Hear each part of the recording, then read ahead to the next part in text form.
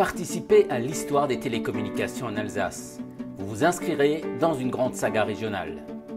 Tout commence en Alsace du Nord, du côté de Saverne. C'était le 25 mai 1798. C'est là qu'a vu le jour le premier réseau de télécommunications au monde, avec l'inauguration de la ligne de télégraphe optique de Claude Chappe. Cette ligne reliait Paris à Strasbourg. Cette ligne a nécessité toute une série d'études de terrain, de positionnement en altitude et de visibilité d'un point haut à un autre point haut. Ce système servait à la transmission des ordres militaires.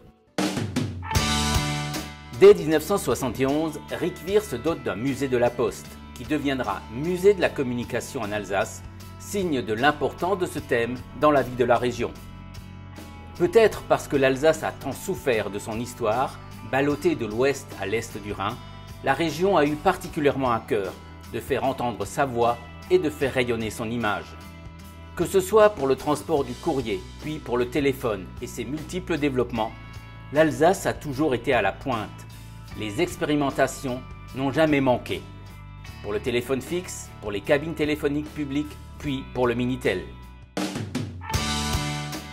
1977, dans le ciel de la vallée de Münster, s'érige une nouvelle antenne.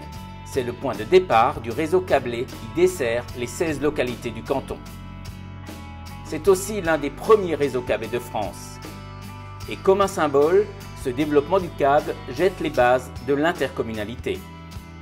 Dans la foulée de cet esprit de précurseur de la vallée de Münster pour lutter contre les exclusions dans l'accès à la connaissance, 240 communes d'Alsace sont câblées pour près de 500 000 prises. L'Alsace est première de France en la matière. 1980. Le téléphone est partout en Alsace et il prépare sa révolution.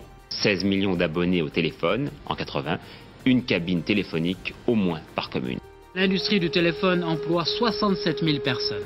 Les centraux sont progressivement de type temporel comme celui-ci. Les communications sont meilleures, plus rapides, plus nombreuses. Le fil de cuivre est remplacé par ce composant électronique. Au lieu de l'électricité, c'est de la lumière qui circule. En 1981, l'Alsace se distingue dans un autre domaine des télécoms, le Minitel. Alors c'est la simplicité même, on appuie sur ce bouton et connexion, ça réagit tout de suite. Et c'est à Strasbourg que les premières applications sont développées sous le nom de Gretel. En prime, un service de messagerie électronique, l'ancêtre de nos mails. Autre singularité, de 1981 à 2002, 80% des Minitel distribués en France sont fabriqués en Alsace. Telic Alcatel, la réussite tient à un fil. En 1989, l'esprit pionnier de l'Alsace en matière de télécom se dessine à Biesheim dans le Haut-Rhin. La société Eurocable offre la télévision, le téléphone et Internet à la population, avec un réseau comportant déjà des liaisons principales en fibre optique. La démarche fait école à Colmar et Mulhouse.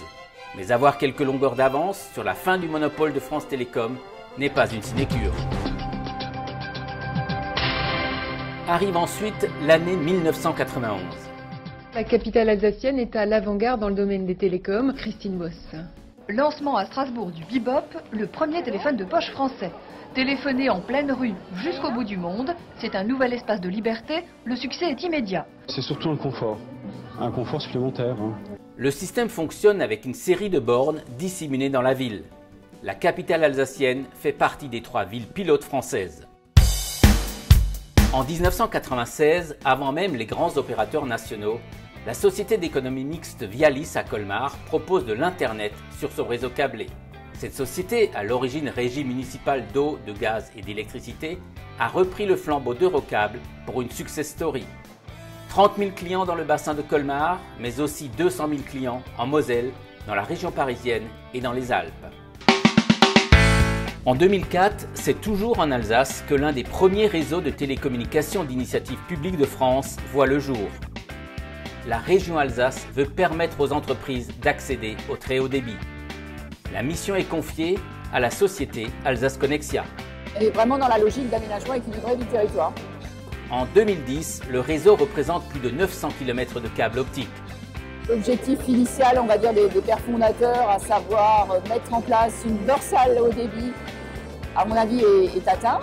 30 bassins économiques, une quarantaine de zones d'activité, ainsi que de nombreuses têtes de réseaux câblés sont desservies. La barre des 50 000 clients ADSL est franchie en 2014.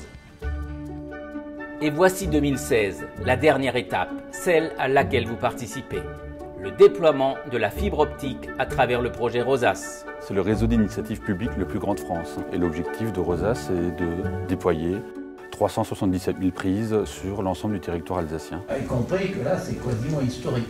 Sans l'intervention forte de la région Grand Est, plus de la moitié de la population alsacienne serait à l'écart du très haut débit.